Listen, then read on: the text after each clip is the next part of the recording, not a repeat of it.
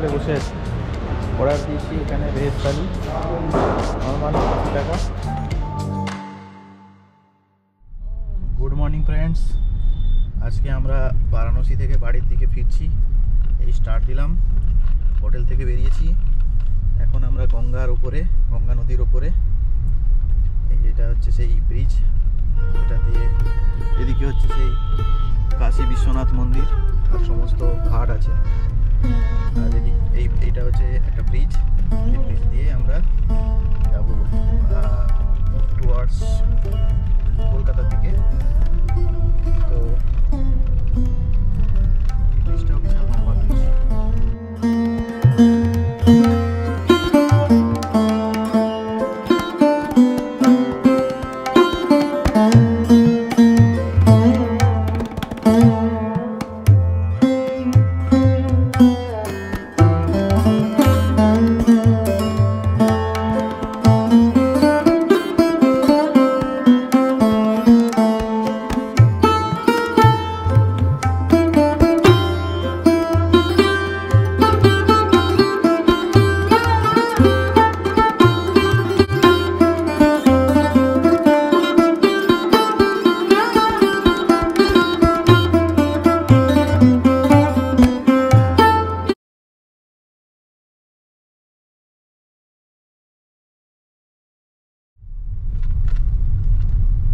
উত্তরপ্রদেশের এটা নিয়ম, রাস্তা এক্সপেন্ড হওয়ার জন্য রাস্তার ধারে যত কিছু আছে সব ভেঙে গুড়িয়ে দিয়েছে।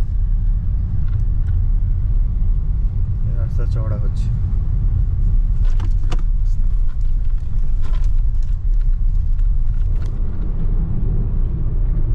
এখন আমরা NH-19 এ অলরেডি উঠে পড়েছি।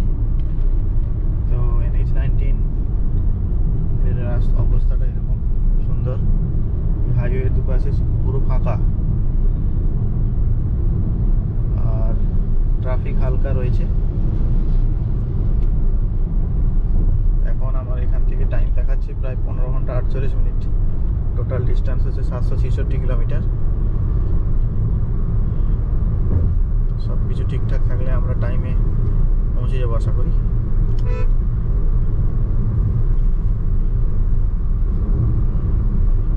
রাস্তাঘাট খুব ভালো, অসাধারণ রাস্তাঘাট। এই সার্ভিস রোডগুলো দিয়ে এক একটা শহরে ঢোকা যায়, জানো তো? এটা মুঘলসরাই গেছে। তো আমাদের নেক্সট ডেস্টিনেশন হচ্ছে একটা ধাবা দেখতে হবে। ধাবাতে খাওয়া দাওয়া করতে হবে, ব্রেকফাস্ট করতে হবে। সেরকম ভালো ধাবা দেখতে পাচ্ছি না এই হাইওয়ে ধারে।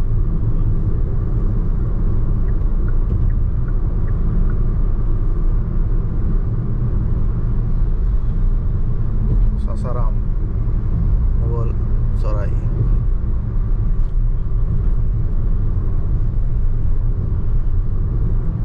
পুলিশের গাড়িও দাঁড়িয়ে আছে হাইওয়ের ধারে।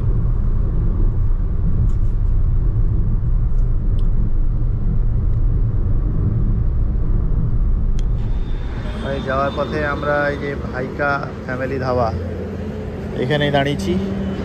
এখানে ব্রেকফাস্ট করব। NH-19 তার পাশেই এই ধাবা, এখানে খাওয়া দাওয়া করবো। এই ধাবাতে আমরা ব্রেকফাস্টে আলু পরোটা অর্ডার দিয়েছিলাম। আলু পরোটা আর পরোটা আর আচার।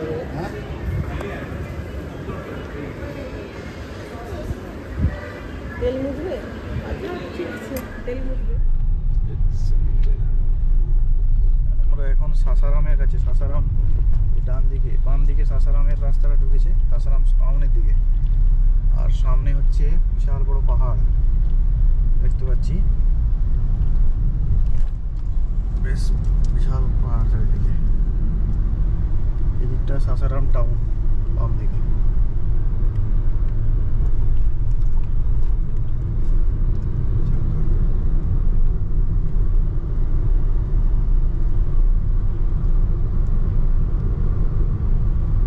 এখানে অনেক ডাইভারশন আছে, যদিও বিভিন্ন জায়গায় অনেক ছোট ছোট ডাইভারশন আছে।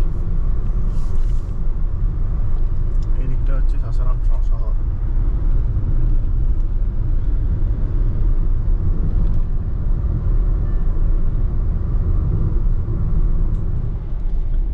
সাসারামের পাহাড় কেটে কি নিয়ে গেছে নাকি পাথর? In 300 meters, turn right toward National Highway 19.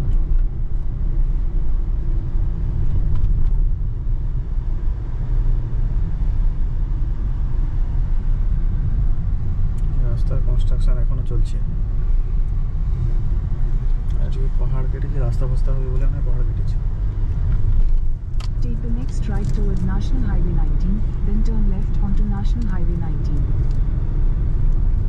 লরির সংখ্যা বেড়ে গেল হঠাৎ। Turn left onto National Highway 19. Nabinagar thermal power project. Nabinagar thermal power project এখানে আছে। আছে এটা কি নদীর উপরে? একটা নদী নাম জানিস? সোন মনে হচ্ছে সোন নদী। হ্যাঁ সেদিন যে ক্রস করেছিলাম রাত্রিবেলা, এটা সোন নদী। ওই যে রেল লাইন আছে পাশে দেখো। In 3 kilometers, take the exit. 3 kilometre মানে এই ব্রিজটা 3 কিলোমিটার দীর্ঘ, চওড়া 3 কিলোমিটার। এইটা ডেরিয়ান্স, পাশে আবার আছে রেল ব্রিজ। এটা ডেরিয়ান্স।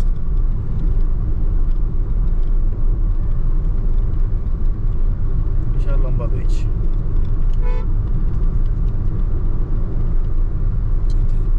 লেখা আছে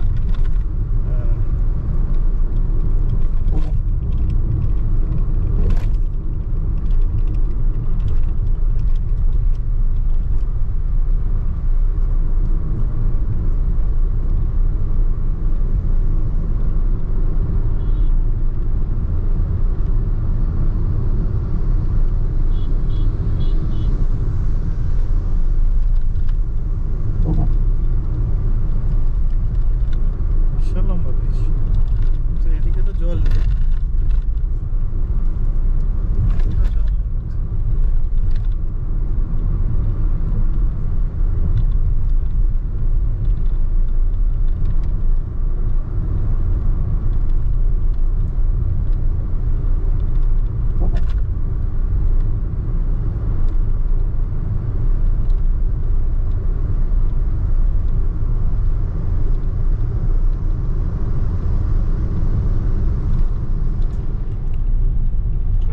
এখন আমরা ঔরঙ্গাবাদ ক্রস করছি। এই যে ডান বাম দিকে যে শহরটা দেখতে পাচ্ছেন, এটা হচ্ছে ঔরঙ্গাবাদ শহর। বিহারের একটা গুরুত্বপূর্ণ শহর এটা। আর আমরা বাইপাসেই বেরিয়ে যাচ্ছি। তো আমরা অ্যাকচুয়ালি এখন বিহারেই আছি। প্রচুর ইয়ে আছে, কি বলে,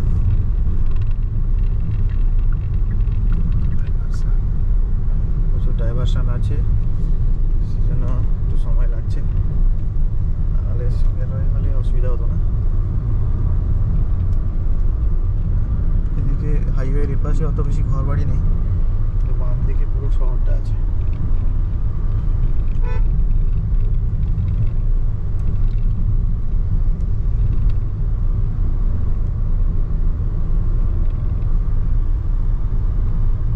আর পেছনে সব পার্টি ঘুমাচ্ছে।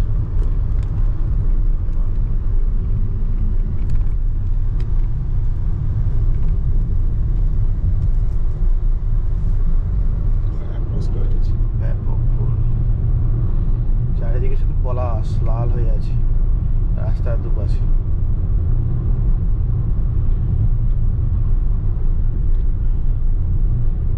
রাস্তার দুপাশে শুধু পলাশ ফুল।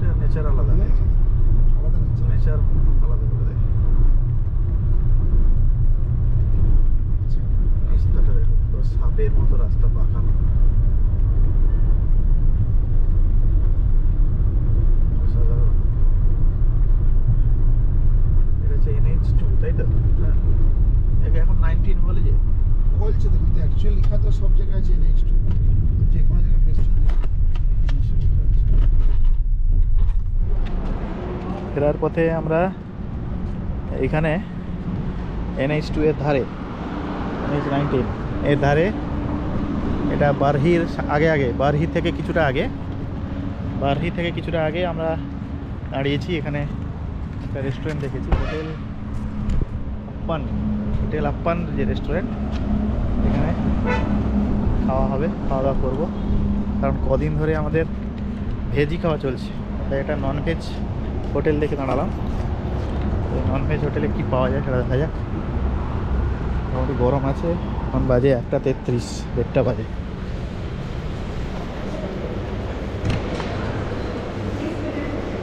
হ্যাঁ বসে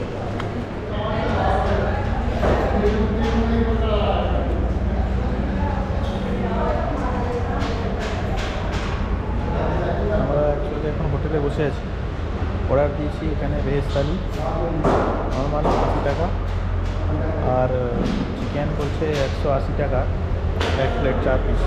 ওটা নিইনি, অনেক বেশি লাগছে দাম, কারণে আমরা 1 প্লেট আন্ডা কারি নিয়ে নিচ্ছি। 1 প্লেটে 4টা ডিম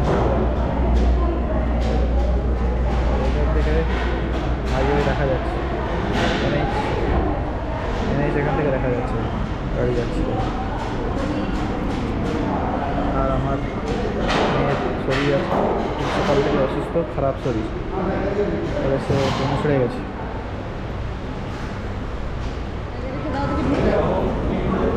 রেখে দিচ্ছি। তাই আমাদের এই মেনু এসছে ডাল, পাঁপড় ভাজা, সবজি,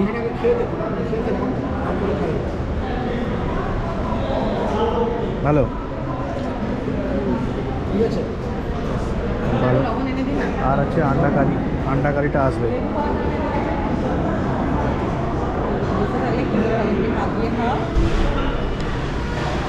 খিদা পেয়েছে, চো খেয়ে নিয়ে যাবে।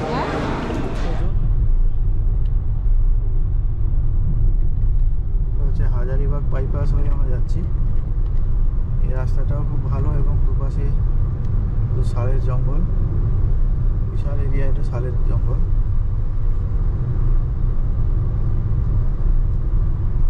পাশে পাহাড় আছে।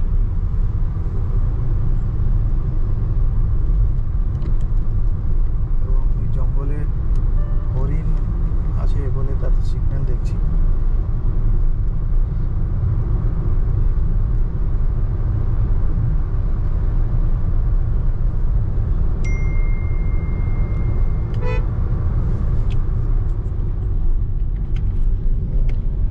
ওটা একটা 15 দেখাচ্ছে, ঠিকঠাক গেলে 12টা, সাড়ে 12টা।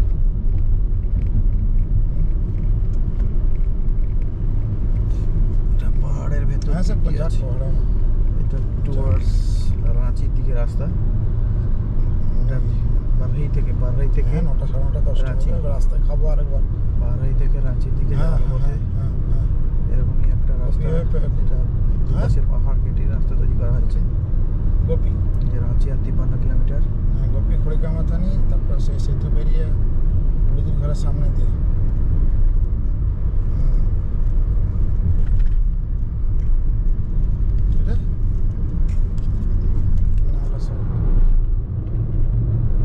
আমরা এখন রাঁচি ছাড়িয়ে টাটা জামশেদপুরের দিকে যাচ্ছি, টাটানগরের দিকে। টাটানগর না তো, জামশেদপুর। তো এটা হচ্ছে NH43।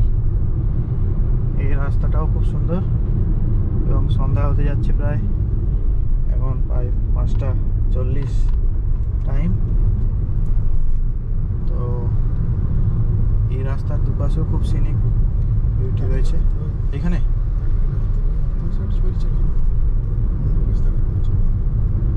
এটা কি সেই জায়গাটা? আচ্ছা, সামনে চলো, সামনে গিয়ে একটা কোথাও দাঁড়াবো, চা খাওয়া হবে। আর এই রাস্তার ধারেও দুপাশে প্রচুর পলাশ গাছ আছে এবং পলাশের ফুল দেখতে পাচ্ছি। আর সেখানে একটা পলাশ বাগান আছে, যেখানে পলাশ বাগান সেখানে পুরো লাল। এখান থেকে কাছাকাছি চান্ডিল ড্যাম, 63 কিলোমিটার এখান থেকে। চান্ডিল ড্যাম 63, তারপরে দশম ফলস এখানে কাছাকাছি কোথাও আছে। বেরিয়ে এসছি না? সেই শিলচর থেকে নামলাম যেটা সেটা।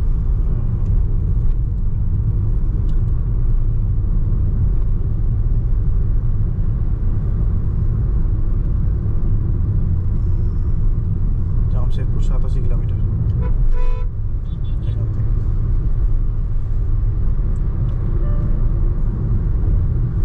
টোল প্লাজা এসে গেল। টোল দিতে দিতে পুরো ফকির হয়ে যাবে ভাই, যত রাস্তা ভালো করে দিয়েছে আর টোল দিতে হবে। সেটা ঠিক আছে, মানে রাস্তা ভালো হলে টোল দিতে গায়ে লাগবে না, কিন্তু রাস্তা যদি খারাপ হয় আর ট্রাফিক যদি বেশি হয় তাহলে তখন সমস্যা।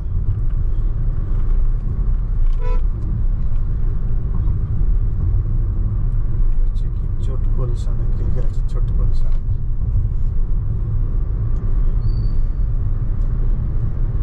আমাদের বাঁচিয়ে দিয়েছে ওই রাঁচি রিং রোডটা। রাঁচি রিং রোড 25 কিলোমিটার নতুন হয়েছে, যেটা NH 43 সঙ্গে কানেক্ট করছে। নাহলে রাঁচি টাউনের মধ্যে ঢুকলে কিন্তু আমাদের সময় চলে যেত অনেকটা বেশি। এই টোল এসে গেছে। এখানে কত টাকা নেবে ভাই? না না না না, সেইখানে সেইটা দুর্গা রাঁচির পরে না গো, রাঁচিটা পেরিয়ে গেছে। না রাঁচি না, এর কাছে হাজারিবাগের কাছে। এই যে দেখুন রেল ব্রিজটা নিচে গেছে, এইটা না? মনে হচ্ছে দেখি একটা রেল ব্রিজটা গেছে।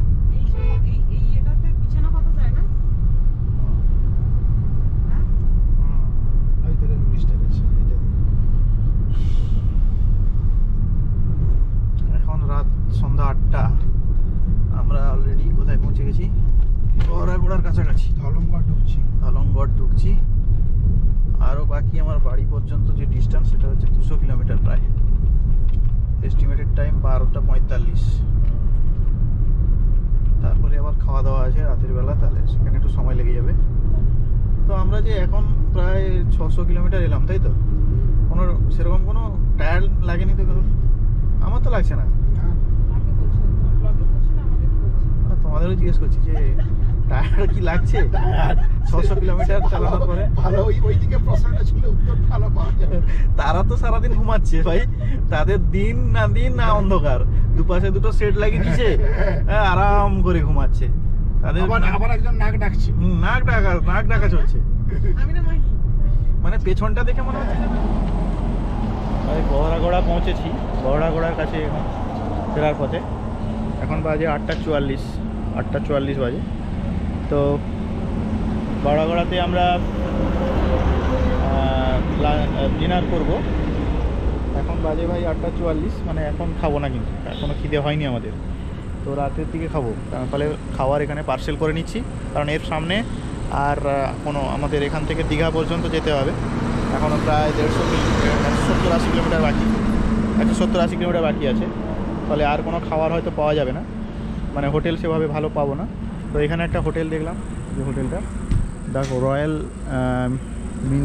Mint hotel and family restaurant. এটা এই NH 43 পাশেই একদম।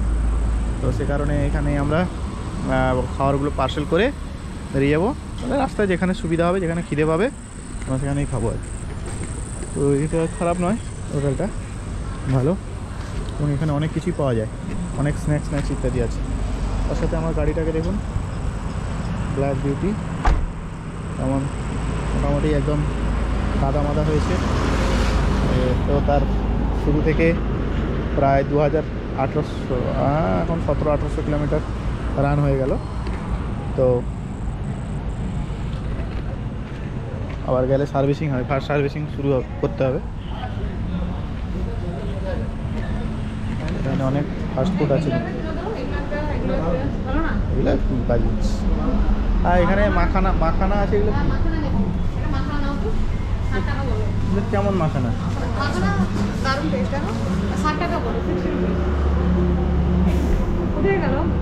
কোনটা, মশলা মাখানা ভালো না এ মাখানা ভালো? আরে ভাই এখানে পাথরে রেখেছি, পাথরের মধ্যে কুচি মাছগুলো ঘুরে বেড়াচ্ছে। কত রকম কালারফুল মাছ আছে, এদের গায়ে দাগ, কে সাদা কে কালো, এর মধ্যে মেল ফিমেল আছে আবার।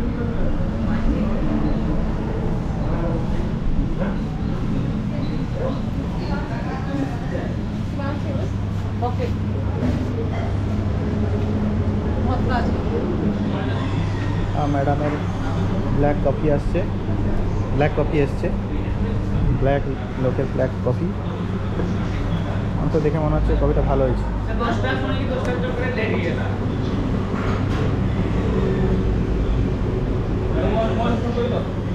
ফ্রি ওয়াইফাই আছে, অনেক কিছুই আছে এখানে।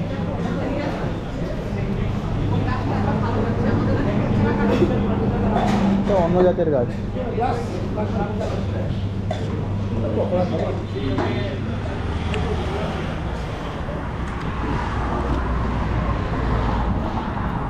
এখানে বেশ সুন্দর গার্ডেনিং করা হয়েছে।